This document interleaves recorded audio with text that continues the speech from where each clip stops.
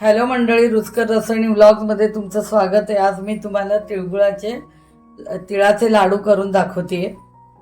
त्याच्यासाठी लागणारं साहित्य बघू। हे अर्धा किलो तीळ आहेत। हे पॉलिश तीळ नाही आहेत, नेहमीचे साधे तीळ आहेत। पॉलिश केलेले पांढरे असतात, तर हे तीळ नाहीत, कारण हे तिळाचे लाडू खमंग लागतात। तर हे अर्धा किलो घेतलेले आहेत। गूळ साधारण 600 ग्रॅम घेतले, तर तीळ 500 ग्रॅम आहे। अर्धा किलो तीळ म्हणजे 500 ग्रॅम, आणि हे 600 ग्रॅम थोडा जास्त घेतलेलं आहे। आणि हे दाणे आहेत, हे 100 ग्रॅम आहेत। तर असं साहित्य घेतलेलं आहे। तर आता आपण तीळ आधी भाजून घेऊया। हे दाणे ते भाजून घेतलेले दाणे आहेत आणि साली काढलेले। तुम्ही साली सकट पण घेऊ शकता, पण दाणे भाजायला लागतात। भाजताना मी तुम्हाला दाखवलेलं नाहीये। हे भाजके दाणे आहेत, ते 100 ग्रॅम आहेत। हे 500 ग्रॅम तीळ आणि 600 ग्रॅम गूळ, असं हे प्रमाण आहे। गुळाचं प्रमाण थोडं कमी जास्ती चालतं। आता मी कढई पितळाची ठेवलेली आहे, गॅस मीडियम पेक्षा बारीक ठेवलाय। आता मी हे तीळ भाजून घेते।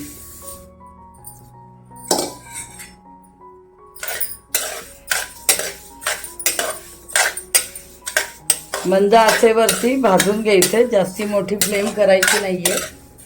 तर जास्ती भाजले गेले तर कडवट लागतील। थंडीत हे पदार्थ खाल्ले जातात, कारण सांधेदुखी, अंगदुखी हे चालू होतं। त्यामुळे उष्णता देणारे पदार्थ म्हणजे तीळ, दाणे, गूळ, त्याच्यामुळे हे तिळगुळाचे लाडू केले जातात संक्रांतीला।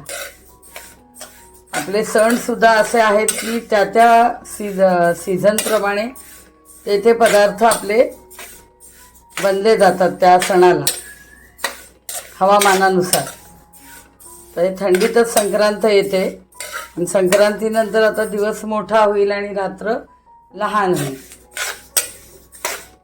सध्या तर काय हवामानाचं काही खरं नाही आहे, कधी थंडी काय आणि कधी पाऊस काय। अतिशय पौष्टिक लाडू आहेत। असा चटचट आवाज येतो। अशा वेळेला गॅस जरा कमी करायचा फ्लेम,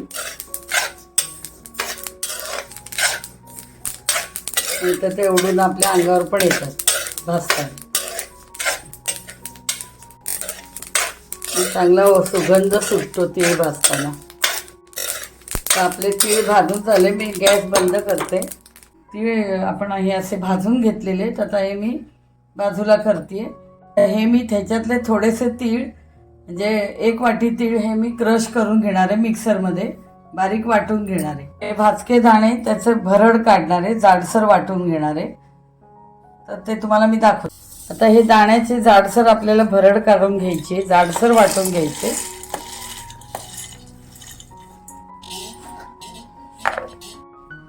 हे बघा, असे जाडसर करून घेतले बघा, एकदम बारीक नाही करायचं। हे बघा, अशा पद्धतीचं स्ट्रक्चर आलं पाहिजे। कूट आता पातेल्यात काढून घेतलाय, हा बघा बघा, असं आलं पाहिजे जाडसर। आता 1 वाटी तीळ मी 2 वाटी तीळ मी घेते, आणि हेही आपल्याला मिक्सरमधून जाडसर वाटून घ्यायचं। हे बघा, एकदाच फिरवलं, हे अशा पद्धतीने थोडे अख्खे थोडे जाडसर असे वाटून घेतले। आता मी साजूक तूप 2 चमचे घालते।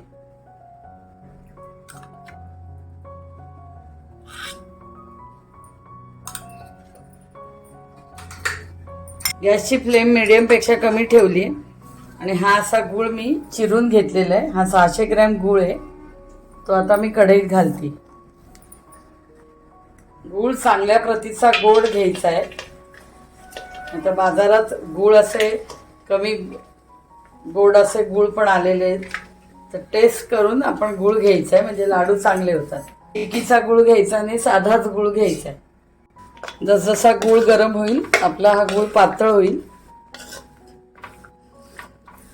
तूप ह्याच्यासाठी घातलेलं आहे की गूळ आपल्याला लागणार नाही, म्हणजे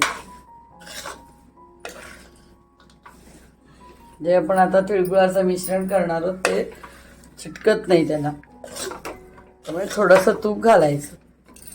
गुळाचे खडे बारीकच करून घ्या, गूळ किसून घ्यायचा नाहीये। मोठे खडे घातले तर मग व्हायला पण वेळ लागतो, वितळायला पण, त्याच्यामुळे खडे बारीक करून घ्या. गूळ आता वितळायला लागलाय. गूळ बघा आता कसा पातळ होता आणि सुरेख रंगाचा गूळ, एकदम केशरी पिवळा आणि एकदम गोड गूळ आहे. चवीला अतिशय सुंदर गूळ आहे.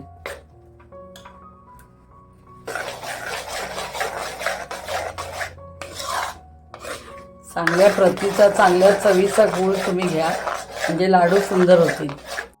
आता हे तिन्ही मिश्रण, हे जे जाडसर मी तीळ वाटून घेतले ते पण ह्याच्यात एकत्र करते तिळामध्ये. आणि हा दाण्याचा कूट पण मी एकत्र करते. हे सगळे असं मिक्स करून घ्यायचे व्यवस्थित. असं मिक्स सगळं करून घ्यायचंय आपल्याला. पूर्णतः गूळ वितळल्यावर हे बघा आता थोडे बुडबुडे यायला लागलेत.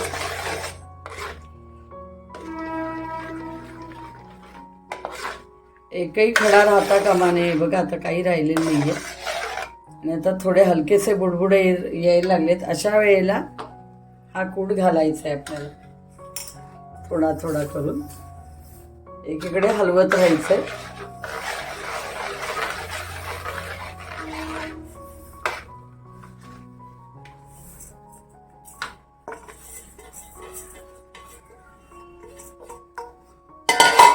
याच्यात वेलची पावडर घालते. 1 चमचा वेलची पावडर घातली तर व्यवस्थित आपल्याला, आणि गॅस बंद करून टाकायचं. गॅस मी बंद केलेला आहे. हलकेसे बुडबुडे यायला लागले की आपण हे मिश्रण घालून द्यायचं. व्यवस्थित असं कालवून घ्यायचंय. आणि आता हे मिश्रण मी परातीत काढून घेते. हे बघा कसं घट्ट घट्ट होत चाललंय. छानपैकी कालवून घ्यायचंय व्यवस्थित. हे मिश्रण आपण असं काढून घ्यायचंय परातीमध्ये.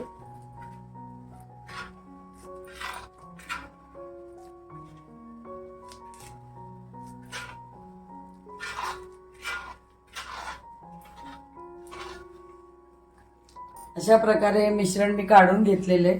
आता आपल्याला ह्याचे लाडू करायचे. आता हे आपण मिश्रण हे परातीत काढून घेतलेले, तर थोडे थोडे आपण असे गोळे काढून घेऊया की जेणेकरून आपल्याला लाडू पटापटा वळटा येतील, कारण अतिशय गरम असतं. असे काढून घ्यायचे, थोडे थोडे गोळे असे काढून घ्यायचे.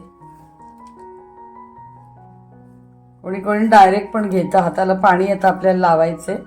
अशा पद्धतीने गोळे काढून घ्यायचे. हे बघा आता इथे पाणी आहे, ते मी हाताला असं लावून घेणार आहे, कारण चटके लागतात. पाक आपला गरम असल्यामुळे गुळाचा. असं घ्यायचं आहे, असे गोल वळून घ्यायचे. हे बघा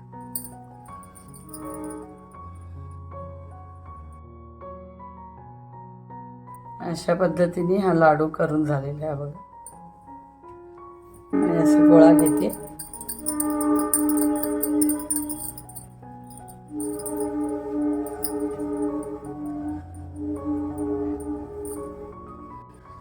हा बघा असा लाडू वळलाय.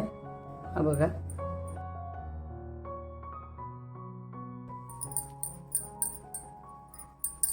हाताला पाणी लावून घ्यायचं, म्हणजे